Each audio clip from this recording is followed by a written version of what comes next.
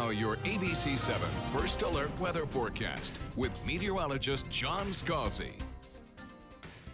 So we're looking at a 3 p.m. temperature this afternoon of 88 degrees, about where we were yesterday. Kind of a mix of sun and clouds, but you'll notice time by time panels not showing any rain chance. And the reason for that is we're still in kind of a stable environment with low relative humidity aloft above these clouds. So we don't have any kicker in the atmosphere to produce showers. We'll get the cloud cover around from time to time, streaming in from other locations, but nothing that's going to give us the kind of loft in those clouds necessary to produce rain. Not yet. That comes, though, over the course of the weekend.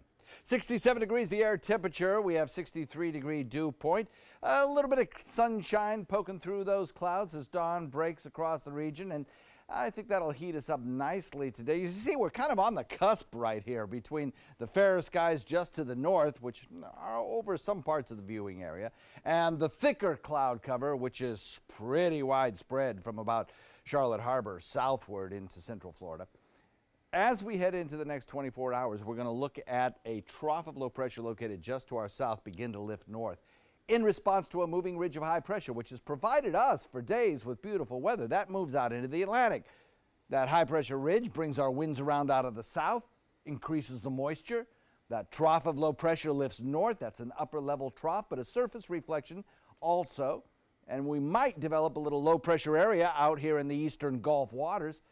In any event, all of that kind of teams up together to produce the potential for some fairly heavy rainfall on Sunday, Mother's Day, particularly in the afternoon and evening when total accumulations could in some instances exceed 2 inches in locations on west central Florida or certainly southern Florida.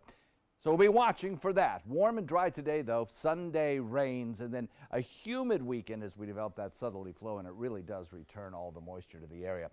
This is the rainfall forecast, and you can see across parts of west central Florida, you're in the better than 2.5-inch category in this particular computer model. I don't think it's out of the question that we could see pockets of that kind of rain.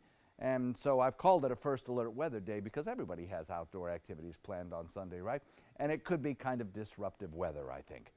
As you look at the futurecast here, you'll notice that area of little low pressure trying to develop out here in the Gulf waters. Not tropical by any stretch, but it really doesn't last very long. Kind of opens up into a broad trough that covers a lot of territory. And so consequently, that's why my confidence in seeing some rain showers around somewhere in the viewing area is pretty high. In fact, I think most of us will see some rainfall on Sunday.